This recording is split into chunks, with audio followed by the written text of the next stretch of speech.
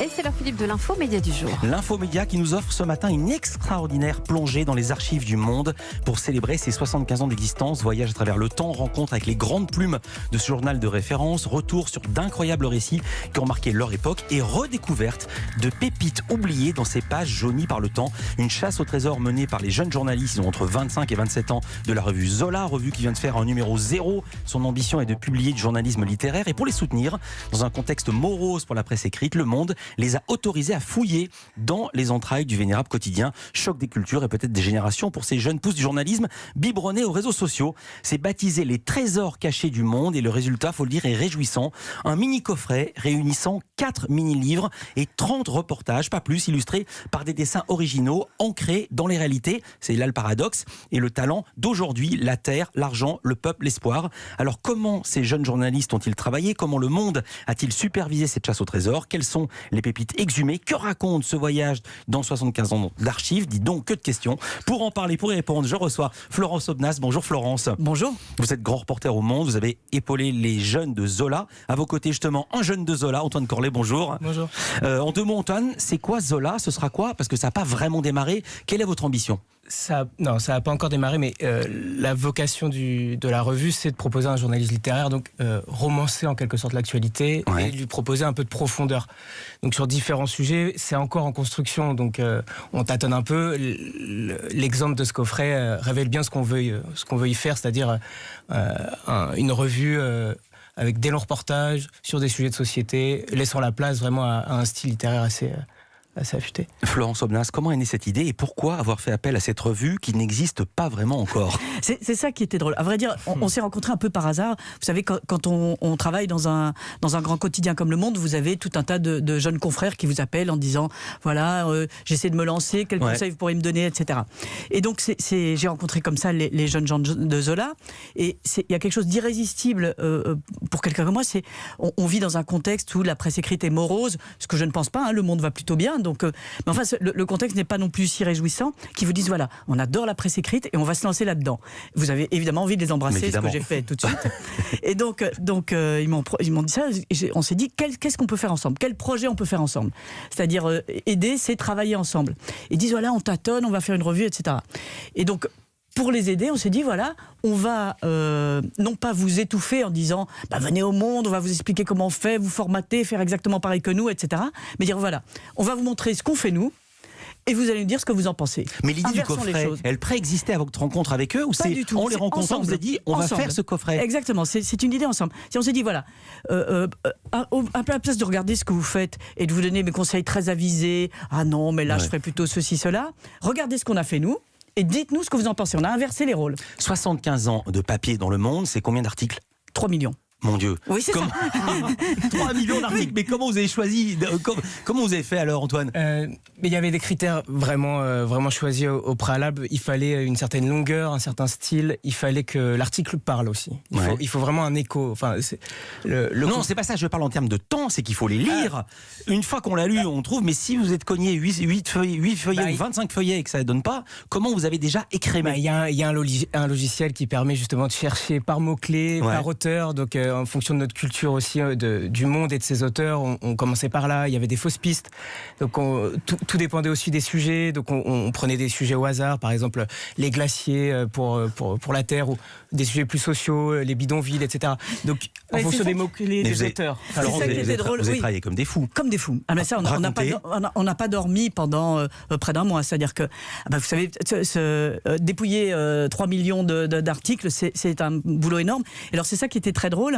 C'est-à-dire que je leur disais, voilà, qu'est-ce que vous voulez raconter? Alors l'idée était de faire un coffret où on va chercher dans les archives du Monde des papiers qui n'ont jamais été publiés. Donc c'est pas ceux qu'on republie sans cesse, qui sont intéressants, mais que, vous savez, la libération de Paris, le mai 68, etc. C'était pas les grandes dates, c'était au contraire les choses dans les coins, les petits sujets, etc.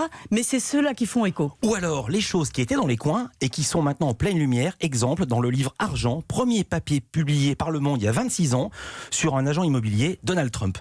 Ah oui, alors c'est quand même dingue. Ça, c'est incroyable. Et ça se termine comme ça, c'est la journaliste Nicole Bernheim qui écrit « Il est grand, il est beau, il est blond, et à 37 ans, tout ce qu'il touche se change en or ».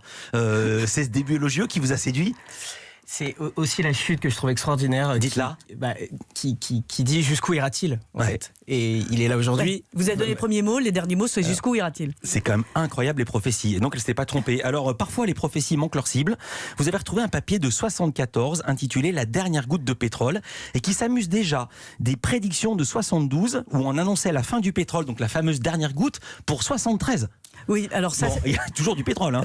Il y a toujours du pétrole, mais ce qui nous a amusé dans ce papier, alors ça c'était un moment très sympathique, c'est-à-dire qu'on cherchait tous dans cette masse d'archives, et quand on trouvait, on disait regardez ce que j'ai trouvé. Alors il y avait ce côté, vous savez, quand vous fouillez dans le grenier de votre grand-mère, et regarde ce que j'ai trouvé, ce chapeau et ce tableau, et c'était vraiment cette sensation là, quoi. Mais je vous dire à quoi ça me fait penser. Ça me fait penser comme à l'an 2000, on avait retrouvé les papiers de la peur millénariste au Moyen Âge. Et là, je me dis, quand on voit des gens comme Yves Cochet qui va se cacher dans son jardin et qui prédit la fin du monde tel qu'on le connaît pour 2030, il ferait bien de lire ce papier, non?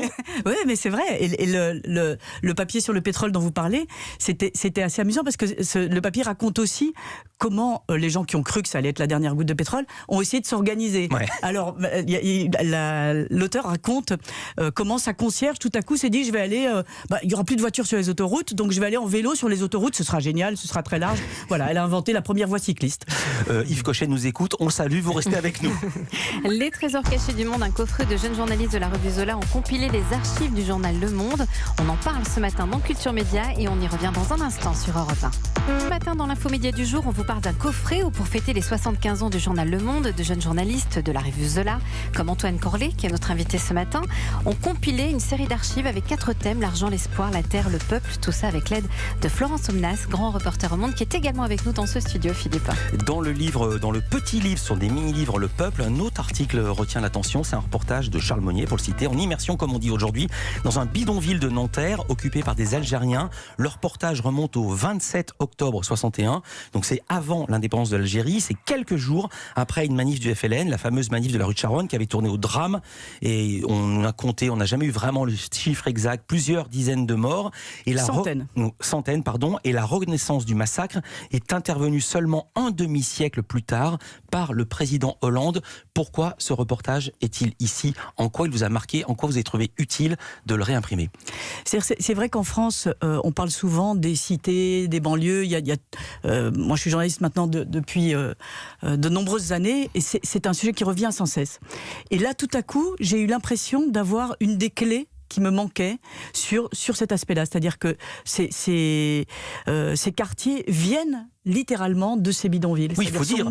Sont nés sur le substrat de ces bidonvilles. Exactement. Les dirigeants politiques de l'époque se sont dit plus jamais ça, c'est tellement affreux, c'est une honte pour la France et bidonvilles. On a rasé et on a construit les grandes barres d'immeubles que l'on pensait être un progrès. Exactement au même endroit. Et les réflexes, alors évidemment, les choses ne sont pas comparables et je ne me permettrai pas de le faire. Mais c'était très frappant de dire aujourd'hui quelqu'un qui fait un reportage en banlieue, comme ça m'est arrivé souvent, vous arrivez, les gens ont du mal à vous parler, et là je retrouvais les mêmes mots, des mots que j'aurais pu écrire aujourd'hui. Et il y avait un écho entre les deux situations qui était absolument incroyable. Antoine Corlet. Oui, je suis d'accord, l'article m'a bouleversé en soi, parce qu'on s'est peut-être habitué à avoir des bidonvilles autour de nous, mais il y a une espèce de continuité entre cette époque et ici. Ah non, il n'y a plus de bidonvilles comme autrefois. Moi, je me souviens, quand j'arrivais en train à Paris en 79-75, on voyait des bidonvilles au bord de la voie ferrée. Il n'y en a plus maintenant, il y a des barres d'immeubles. Oui, mais ça, il y a toujours des tentes à la Chapelle et toujours à Stalingrad. Il y a toujours des tentes de migrants qui sont en détresse aussi. Donc il y a une espèce de continuité comme ça qui m'a moi beaucoup marqué. Et il y a aussi le journalisme, comment il peut se pratiquer là-dedans. C'est-à-dire comment on peut aller chercher des infos quand des gens sont apeurés, coincés entre deux blocs et au final ils maintenus dans leur misère sans pouvoir en sortir. Donc le journaliste là en question, l'auteur, non seulement m'a emporté par son récit, mais parce qu'il dit le sujet pour moi est très profond. Enfin, le titre est visionnaire, pardon Florence, le titre « Ainsi naissent les ghettos », on pourrait faire le même titre aujourd'hui, et pas en 61. Voilà. Et alors là, par exemple, dans ce reportage, le journaliste raconte qu'il arrive avec son journal sous le bras, son journal papier sous le bras, Le Monde, puisque il est reporter pour Le Monde. Et une des personnes l'arrête. Déjà, on ne lui parle pas. On se dit, qu'est-ce que vient faire une personne dans le ghetto? C'est sans doute qu'il est policier. Alors déjà, on ne lui parle pas parce qu'il est policier. Et la deuxième des choses, c'est que les gens ont tellement peur qu'ils n'osent pas sortir de ce ghetto, et on lui propose d'acheter son journal. En disant, je n'ose pas sortir l'acheter, vous pouvez me vendre le vôtre. Et il y a là une espèce de d'enfermement qu'on retrouve en effet dans ces séries de tentes à la Porte de la Chapelle à Paris, où on le voit aux alentours des grandes villes aujourd'hui, où il y a ces espèces de bidonvilles plus petits, dans d'autres circonstances, mais qui ont le même aspect. Et les conditions qu'il décrit sont tellement misérables, on n'imagine pas que c'était comme ça. C'est-à-dire, par exemple, la boucherie, il y a écrit boucherie, mais on peut pas entrer dans la boucherie. L'endroit est trop petit pour être à deux. Il y a que le boucher qui peut être dans la boucherie. J'ai prononcé le mot sans le vouloir, mais quand même, ça fait écho. L'auteur écrit ce que l'on imagine moins bien, c'est la vie de ces misérables. Évidemment, ça fait écho aux Misérables, le titre du film de Lajli, qui est sur les écrans. Vous faites le même parallèle? Alors, moi, j'avais d'abord pensé à Victor Hugo. Oui. Voilà. Et donc, bien sûr. Voilà. Et pour moi, ça faisait écho à ça. Ça faisait écho à ce que Victor Hugo raconte de Paris de cette époque-là. Et c'est vrai que ce mot reste très très chargé de sens. C'est fort, ouais. Et c'est extrêmement fort. Alors, je crois qu'Antoine, toi, tu as vu le... J'ai vu le film, j'aurais pas osé un parallèle entre les bidonvilles et la banlieue telle qu'elle est décrite dans le film, mais c'est vrai qu'on peut... Enfin, moi, l'article en soi m'a marqué pour ça, par la description de cette misère et la description de cet état qui n'a guère changé dans certains endroits. Après, j'aurais pas osé le parallèle avec le film, mais je comprends qu'on puisse le faire. Et le papier décrit une population qui est prise en tenaille, mais c'est entre 500 guillemets, entre le FLN et les policiers. Et là encore, on a presque envie de faire la comparaison avec aujourd'hui. C'est avec une structure politique forte qui était le FLN à l'époque, qui était donc ce parti qui demandait la libération de l'Algérie et qui l'a gagné, bien sûr. Et donc c'est vrai que vous donniez la date tout à l'heure, c'est le 27 octobre 61, donc après le 17 octobre, cette fameuse manifestation où la police avait... à Charonne. Celle-là était plutôt sur les grands boulevards, oui. Et où la police avait mis un couvre-feu uniquement pour les Algériens. Donc, les gens sortaient avec leurs papiers. Donc, toutes les personnes sortaient avec leurs papiers. A-t-on le droit de circuler? Quand on y pense, ça paraît quelque chose d'inouï. Et donc, le FLN, ce parti qui demandait la libération de l'Algérie, avait appelé à cette manifestation et à venir sans armes. Et une centaine de personnes sont mortes. Mais c'est vrai que ce qu'on disait sur les échos qu'on trouve dans les textes du passé, dans le présent, un autre m'a beaucoup frappé, qui est celui sur... ça s'appelle « Prison pour vieux ». Et c'est dit comme ça, et c'est les ancêtres de nos EHPAD. Et donc ce texte sur les conditions de personnes âgées vivant qui doivent quitter leur domicile, c'est vraiment les racines, là encore, de ce qu'on vit aujourd'hui. Et le texte raconte que pour sortir, il faut un permis pour sortir, que les gens sont servis comme dans une prison, c'est-à-dire qu'on leur donne à la louche des nourritures dans les... La gamelle, quoi. La gamelle, exactement. Voilà. Il date de quand? Et ce texte date des années 70 aussi. Et donc c'est ça qui est incroyable. C'est assez récent en fait. Tous ces textes se retrouvent dans ce coffret absolument magnifique. C'est un splendide cadeau de Noël. C'est pas cher en plus, je vais le dire. On a dit qu'il y avait 75 ans d'articles et je sais plus combien, 300 000 ou 3 millions d'articles, j'ai déjà oublié le chiffre. Mais ils sont sélectionnés. Il y en a une trentaine. Ça coûte 29,90 €. Merci beaucoup, Florence Aubenas. Vous êtes grand reporter au Monde et vous avez épaulé les jeunes de Zola dans cette quête Zola. C'est une revue qui va arriver, mais vous êtes déjà là, Antoine Corlet. Et merci d'avoir été présent en direct sur Europe 1. Merci. Merci à vous.